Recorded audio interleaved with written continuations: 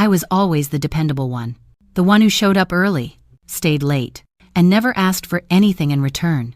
My older sister Lauren, she was the star, the one who could do no wrong, even when she was doing everything wrong.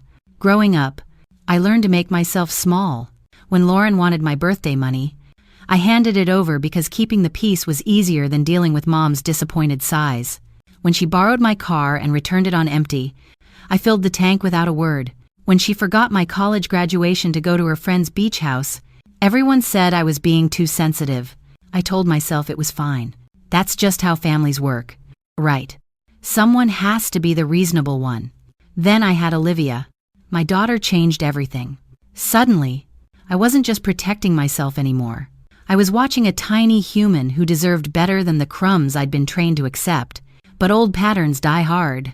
I kept hoping that becoming an aunt would soften Lauren, that she'd see Olivia and remember what it felt like to be a kid who just wanted to belong.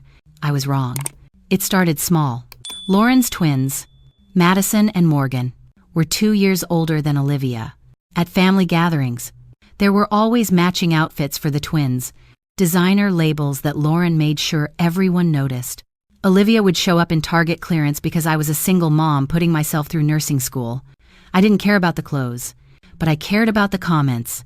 "Oh, Olivia's here too," Lauren would say, like my daughter was an afterthought, like she'd forgotten I had a child even though we confirmed attendance every single time. Mom would jump in with, "Well, we can't all spend what you spend, Lauren," which somehow made it worse. Like Olivia's worth was measured in price tags. I bit my tongue. I smiled. I pretended not to notice when the twins got American Girl dolls for Christmas and Olivia got a coloring book. When Madison and Morgan took horseback riding lessons that Mom paid for, and Olivia wasn't even asked if she wanted to join. When every family photo somehow centered the twins while Olivia stood at the edge, half cropped out. I told myself Olivia was too young to notice, that I was being paranoid. That family was family, and you didn't rock the boat over little things. But they weren't little things. Not to a 6-year-old who kept asking why Grandma only called the twins her special girls. The breaking point came 3 weeks before Mom's birthday. Lauren called me with what she presented as a generous invitation. Mom wanted to celebrate at the Rosewood Country Club, the place where Lauren and her husband Derek were members. "Brunch," she said, very elegant, very adult.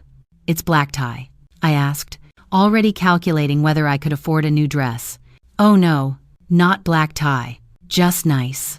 You know, that pause where she was definitely judging my wardrobe through the phone. Anyway, it'll be fun. Mom's so excited. I should have known something was off when Lauren offered to handle all the arrangements. She never did anything that didn't benefit her directly. But I was working double shifts, studying for my boards, and trying to be everything for Olivia. I didn't have the energy to question it. The morning of the brunch, Olivia was so excited. She'd picked out her favorite dress, the lavender one with the white flowers that she called her princess dress. I'd French braided her hair and let her wear my pearl earrings, the small ones my grandmother left me. "Do you think Grandma will like my dress?" she asked in the car. "Grandma will love it. Baby, you look beautiful. Will Madison and Morgan want to play with me?" My chest tightened. "Maybe, sweetheart. But if they're busy, that's okay. We're there for Grandma's birthday." We arrived exactly on time. Lauren's family was already there. Of course, because Lauren needed to make an entrance with Mom. The twins wore matching pink dresses that probably cost more than my monthly grocery budget. Derek stood by the valet in his country club casual, looking like he'd stepped out of a Ralph Lauren ad. Mom hugged the twins first. Long, squeezing hugs with kisses on both cheeks. "My beautiful angels. Look at you. Are those new dresses?" "Daddy bought them special for Grandma's birthday," Madison announced. "We wanted to look pretty for you," Morgan added. Mom pressed her hands to her chest like she might cry from pure joy. Then she noticed us. "Oh, you made it. Not there's my other granddaughter. Not Olivia. You look lovely." Just the acknowledgement that we'd shown up. Olivia moved forward for a hug. Mom gave her a quick, invited Ravens Provlinen together. Distracted pat. "Hello, dear? That's a nice dress. Is it new?" "No, but it's my favorite." Olivia said, hopefully. Lauren appeared with her signature air kiss greeting. There you are. We're almost ready to go in. Her eyes swept over Olivia with the kind of look you give a stain on the carpet. Oh, Olivia, that dress is sweet. Sweet. The way people say sweet when they mean cheap. We walked into the dining room, and my stomach dropped. Mom had apparently requested a specific table by the windows overlooking the golf course. The table was set for 8. Mom at the head, Dad beside her, then Lauren and Derek, then the twins. 6 chairs. 6 place settings. Where do we sit? Olivia whispered. Lauren turned with a smile that didn't reach her eyes. Oh, I meant to tell you, since this is Mom's special day and it's at the club, we thought it'd be nice to keep it to members and their immediate families at the main table. You know how it is with club rules. I stared at her. Club rules. Right. But don't worry, we've got you set up. She gestured toward the corner of the dining room where a small table sat apart from the others. It was the kind of table you'd put kids at during a wedding, except this one was clearly meant for children much younger than Olivia. There were crayons. Placemats with tic-tac-toe games. The kids' table, Lauren said brightly. Olivia will be more comfortable there anyway. The adult conversation gets so boring.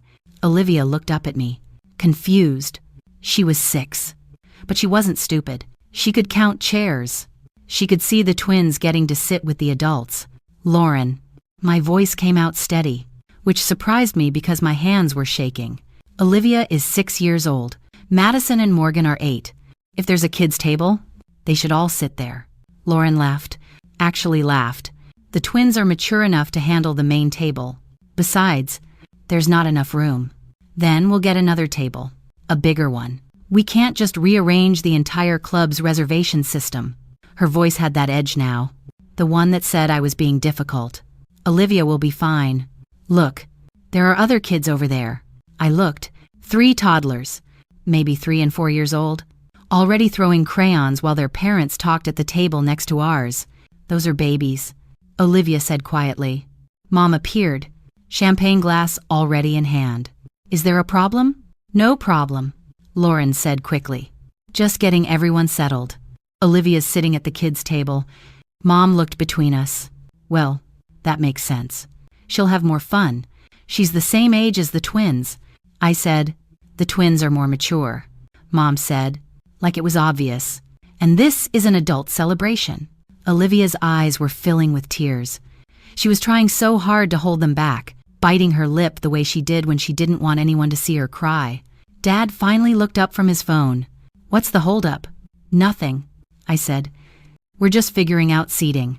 Well, figure it out. I'm hungry. He headed to the main table and sat down without another glance. The server appeared with menus. Are we ready to order? Yes, Lauren said, herding everyone toward the main table. We're starving. She handed out menus to everyone at the main table. Everyone except us. What about? I started. The kids' menu is already on that table, Lauren said, not even looking at me. We pre-ordered for simplicity. Chicken tenders and fries. All kids love chicken tenders. Olivia tugged my sleeve. Mom, I don't like chicken tenders. I know, baby. Lauren was already sitting down, laughing at something Derek said. The twins were coloring on the fancy paper menus, and Mom was taking pictures on her phone. My girls. She cooed. I stood there for a long moment, watching my family settle in without us, watching them not even notice we were still standing there, watching Olivia try so hard not to cry, and something inside me just broke, or maybe it finally healed. I'm still not sure which. I walked to the kids' table and picked up the menu. Chicken tenders. $3.95. Pre-ordered. Pre-decided. My daughter wasn't worth asking. I turned around and walked back to the main table. Everyone was chatting, drinking, laughing. No one noticed me until I spoke. Excuse me, I said, loud enough that nearby tables turned to look. Mom looked up, startled. What is it? I kept my voice calm. Clear. Olivia and I won't be sitting at the kids' table. Lauren rolled her eyes. We already discussed this. No, you discussed it. I'm telling you how it's going to be. I looked at the server. Could we get a table for 2, please? Something by the windows would be lovely. The server glanced between me and Lauren, clearly sensing the tension. Of course. Right this way. You're being ridiculous. Lauren hissed. No. I'm being a mother. I looked at Mom. Really looked at her. Olivia is your granddaughter. She deserves the same respect you give the twins. If you can't see that, then we don't need to be here. Mom's face went red. I never said she wasn't. You showed me. I picked up my purse. Every single time. Every birthday. Every Christmas. Every family dinner. You showed me exactly where Olivia ranks in this family. Now you're just being dramatic, Dad said, not even putting down his menu. Am I turned to him. When's Olivia's birthday? Dad. He blinked. What? Her birthday. When is it? Silence. November 16th, I said. She'll be 7. But you didn't know that, did you? Want to guess what the twins' birthday is? That's not fair. Mom started. August 23rd. I continued. You threw them a pool party. Invited 30 kids. Had it catered. Olivia got a card with $20 in it that showed up 3 days late. We're not made of money. Mom snapped. Neither am I. But I would never make one child feel less than another. I looked at Olivia, who was watching with wide eyes. Come on, baby. The server led us to a beautiful table by the windows. Just 2 seats. The morning light came through the glass, making everything glow. It felt like breathing for the first time in years. Mom. Olivia's voice was small. Are we in trouble? No, baby. We're exactly where we're supposed to be. The server handed us menus. Real menus. Not kids' menus. Can I start you ladies off with something to drink? She'll have a Shirley Temple, I said. Extra carries. Please. Olivia's eyes lit up. Really? Really? And we'll need a few minutes with the menu. When the server left, Olivia leaned forward. Can I get anything I want? I looked at the menu. Belgian waffles with fresh berries and whipped cream. Eggs Benedict. Brioche French toast. Steak and eggs. Everything the main table was ordering. Anything you want, I said. She studied the menu seriously, running her finger down the options. The chocolate chip pancakes. Perfect choice. With bacon, of course. And can I get orange juice too? Baby, you can get whatever you want. While Olivia debated between regular and chocolate milk, I glanced at the main table. Mom was staring at us. Lauren was talking animatedly, probably complaining about me. Dad was already eating bread, completely checked out. The twins were arguing over crayons. My phone buzzed. A text from Lauren. You're embarrassing Mom on her birthday. I turned my phone face down. Another buzz. Mom this time.